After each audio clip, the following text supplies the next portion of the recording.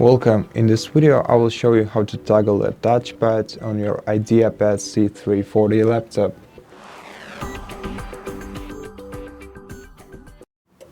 So for now, as you can see, our touchpad is working normally, but if I want to switch it off, I have to simply use the function key, which is located right over here. It's F6, and to use it I have to first press the F1 key that is located right here, press it down, and then press the F6 key, and that disables the touchpad.